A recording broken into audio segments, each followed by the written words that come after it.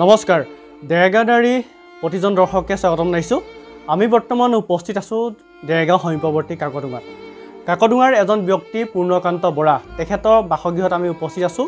অতি দৰিদ্ৰ পৰিয়ালৰ এই ব্যক্তিজন আমাৰ সতীৰ্থই পোনে পোনে দেখাইছে আজি প্ৰায় ৪-৫ বছৰে কৰ্কৰ ৰোগত শৰীৰৰ জটিল কৰ্কৰ ৰোগত আক্ৰান্ত হৈ আছে। অতি দৰিদ্ৰ পৰিয়ালৰ এই ব্যক্তিজনৰ চিকিৎসাৰ অভাৱত চিকিৎসা কৰিছে যদিও উচ্চ চিকিৎসাৰ কাৰণে তেওঁ ধনৰ অভাৱ। চৰকাৰৰ ফালৰ পৰা ২৫,০০০ টকা পাইছে যদিও সেই পইচাই তেওঁ চিকিৎসা সম্ভৱ নহয়। তেখেতৰ পত্নীয়ে অতি কষ্ট কৰি লগতে পৰিয়ালবৰ্গই অতি কষ্ট কৰি তেওঁ চিকিৎসা কৰি আছে, কিন্তু সেই চিকিৎসা যথেষ্ট নহয়। উচ্চ চিকিৎসাৰ কাৰণে তেখেতক যথেষ্ট ধনৰ প্ৰয়োজন। তেখেতে অসমৰ মুখ্যমন্ত্ৰী হিমন্ত বিশ্ব শৰ্মা লগতে দল সংগঠনৰ সহায় বিচাৰিছে। তেখেতৰ পৰিবাৰ আমাৰ লগত আছে। বাইদেউ কি ক'ব, আপোনাৰ স্বামী কেতিয়াৰ পৰা এই ৰোগত আক্ৰান্ত হৈছে? আজি ৩-৪ বছৰ হ'ল যদিও চিকিৎসা কৰি আছোঁ। অভিযোগত তাৰমানে ভালকৈ চিকিৎসাটো হোৱা নাই যদিও মুখ্যমন্ত্ৰীক আহ্বান কৰিছোঁ যে কিবা এটা আমাক অনুদান দিয়ে বুলি। তাকে কৈ মই ক'ত চিকিৎসা কৰিছিলে? যোৰহাটত কৰিলোঁ, প্ৰথম গুৱাহাটীত, তাৰপৰা যোৰহাটত, তাৰপৰা এতিয়া আকৌ যোৰহাটতে কৰি আছোঁ বাৰু। তেখেতে যথেষ্ট কষ্ট পাই আছে। ডেইলি দিন হাজিৰা কৰা মানুহ, ময়ো হাজিৰা কৰিবলৈ যাওঁ। তথাপিও এতিয়া মানুহটো অভাৱত যাব পৰা নাই, চিকিৎসা কৰিবলগীয়া হৈছে। খোৱা বোৱাৰ পৰা ধৰি লৈ চবেই হৈছে বাৰু, সকলোতে সমস্যাই। এতিয়া ল'ৰাটো আছে, সেয়া পাতৰগৈতে গৈছে, পঢ়ি আছে সিও। কি ক'ব, অসমৰ মুখ্যমন্ত্ৰী হিমন্ত বিশ্ব শৰ্মা ডাঙৰীয়াৰ লগতে দল সংগঠন আৰু যিসকল সদাশয় ব্যক্তি তেওঁলোকক কি অনুৰোধ জনাব?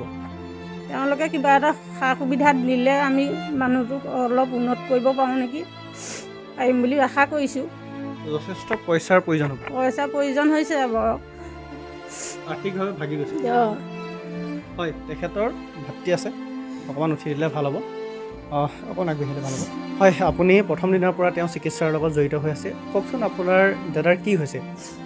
হয়, প্ৰথমতে মই দেৰগাঁও ডায়েৰীলৈ অশেষ ধন্যবাদ আৰু কৃতজ্ঞতা জ্ঞাপন কৰিছোঁ।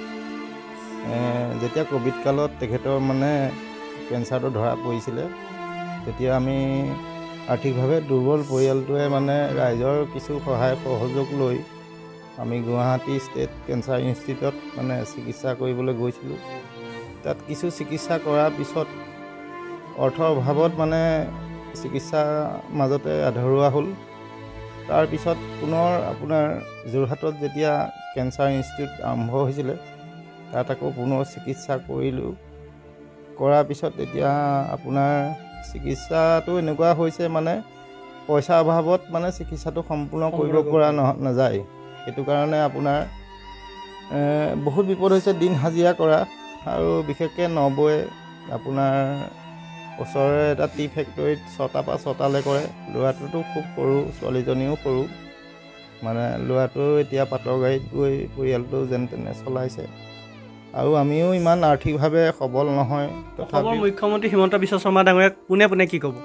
মই মুখ্যমন্ত্ৰী মহোদয়ক এটাই অনুৰোধ জনাইছোঁ, তেখেতে মানৱ দৰদী মানুহ, সকলোকে যেতিয়া সহায় সহযোগ কৰিছে, তেখেতে যদি অকণমান সহায় নিশ্চয় কৰে, এই পৰিয়ালটোৱে বহুত সকাহ পাব বুলি মই আশা কৰিছোঁ। আৰু যেনেকৈ মানুহজনে দুখ পাই আছে, কষ্ট পাই আছে, অকণ উন্নত চিকিৎসা হ'লে নিশ্চয় আৰোগ্য হ'ব বুলি মই আশা কৰিছোঁ।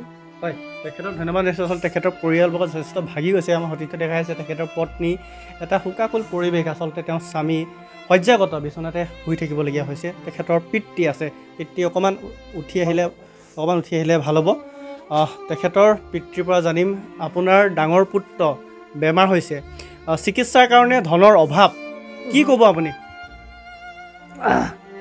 অভাৱ হৈছে, গতিকে ময়ো বৰ দুখ পাইছোঁ।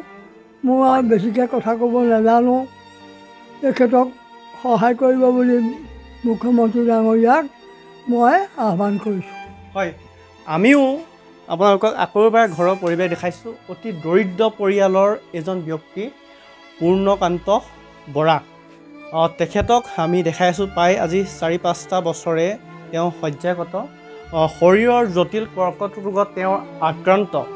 আমাৰ চেনেলৰ ফালৰ পৰা অসমৰ স্বাস্থ্যমন্ত্ৰী, স্থানীয় বিধায়ক, লগতে মুখ্যমন্ত্ৰী লগতে সদাশয় ব্যক্তিসকলক অনুৰোধ জনাইছোঁ এই ব্যক্তিজনৰ উচ্চ চিকিৎসাৰ কাৰণে যথেষ্ট ধনৰ প্ৰয়োজন, কিন্তু আৰ্থিকভাৱে দৰিদ্ৰ পৰিয়ালটো সেই ধন তেওঁলোকে চিকিৎসা কৰিব নোৱাৰে।